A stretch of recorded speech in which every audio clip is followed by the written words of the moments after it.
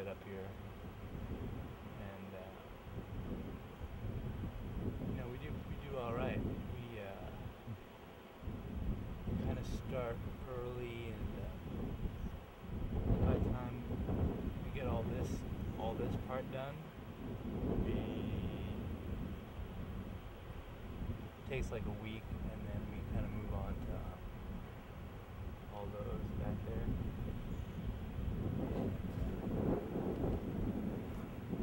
If you kind of time it right, you don't have to stop doing what you're doing, and you don't have to really listen to what they tell you exactly how to do it. You can kind of make your own one. But all these are incredibly expensive. All these here are incredibly expensive, and the ones in the back that we have are,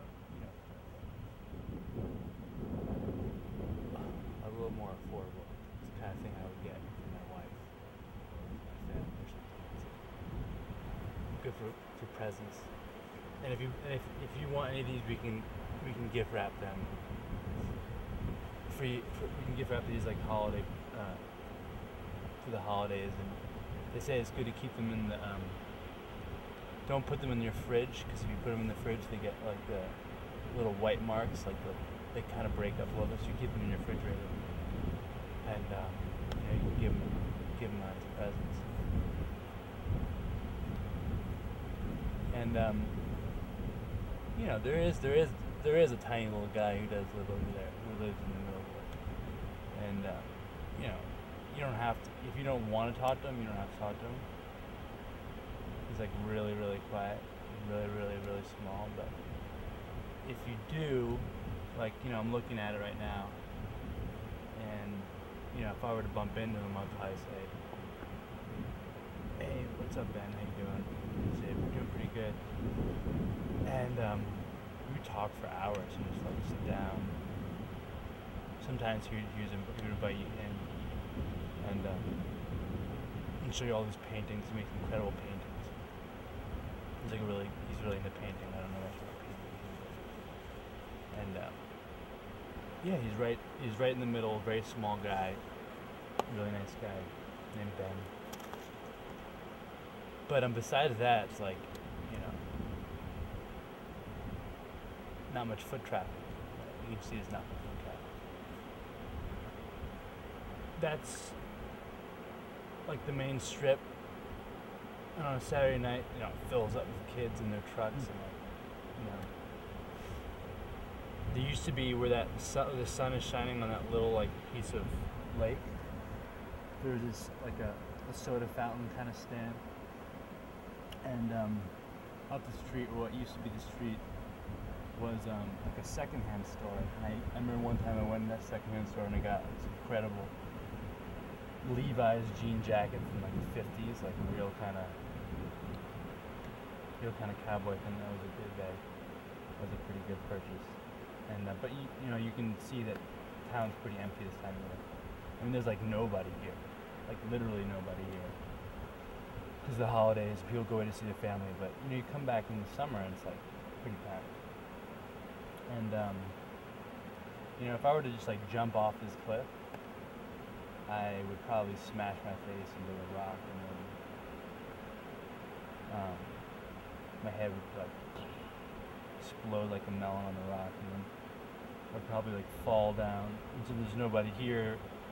I would like kind of bleed out of my neck for a long, long time, and my body would like slowly, like all the blood would kind of come out from my neck, and then my body would kind of like lose its color and slowly turn blue, and I would just rot. I would rot to death. But it's like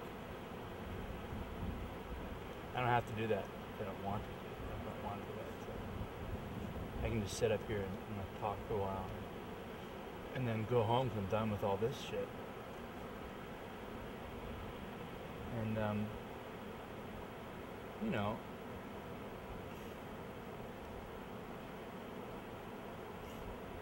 it's like whatever. This is like my spot, and It's like where I grew up, it's where I work, where I went to school. And, you know, life is great. Life is great over here. I'm totally happy. And,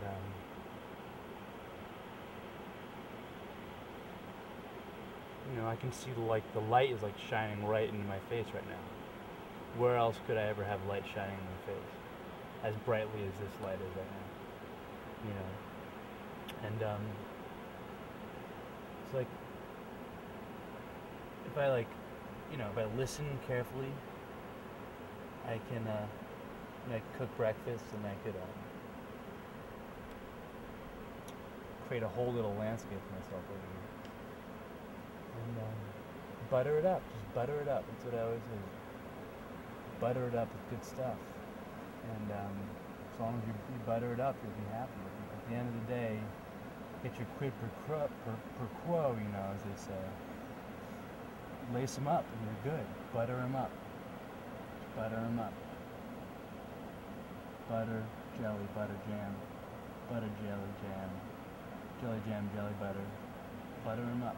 Juice them up, you know, tie them up on the rope, flip them around on the pancake thing, you know. And peaks and valleys with that long, tall Sally, Little Richard. Little Richard, really big, really, really big here. And James Dean is really, really, totally central to this area. He's like, you know, you can see, there's like this time of year where you can see his big face, big James Dean's face floating above that mountain. You just kind of like focus on him. Big James Dean. And we have like he visited here and we have this like, a soap statue of James Dean, like in the crevices in the glacier. This big soap statue of James Dean. He's got his like jeans jacket on and it's like twirling around a tampon that he, in a like a little red plastic bucket, and kind of like, he's like dipping it on the glacier, you know, flicking the glacier and making these tiny skid marks. And he's cupping the ice into his bucket, fills up the bucket, throws a beer in there, and kind of just hangs out for the day, and then keeps on. So they got like a statue of him doing that. Whatever, that's like what he used to do around here. He's big, he's really huge face up in the clouds, and you don't see anything like it anywhere else. And Little Richard had this glass piano that he used to like, it was incredibly large, it was like 15 feet wide, and he used to place it right on that middle glacier right there. And he would come out here by himself, and his hair was greased back, and he had like this like powder blue suit on, and his mustache was like perfect, and he would play by himself on a piano in the middle of this glacier field. It was fucking crazy.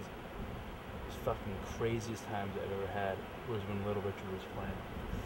And it'd be like just bears. Like, the bears would like hear the music up in the forest and they would crawl out slowly. They would crawl down from that mountain, they would crawl down from the green mountain, they would crawl down from the red mountain, they would crawl down from the blue mountain. Some of them would crawl up from the crevices of the glacier, and then they would all form this circle, this like rainbow colored circle of bears around Little Richard when he played piano. And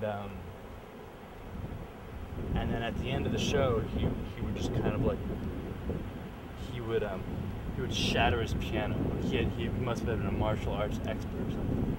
So he would take a moment and breathe, and reach up, shatter the piano. And that would be the end, and all the bears would like, you know, go back to the red mountain, go back to the blue mountain, go back to the black mountain, go back to the green mountain, go back into the crevices, and go to sleep.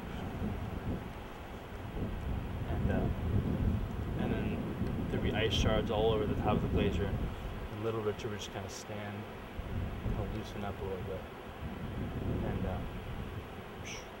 see you later, Damon. See you, Richard.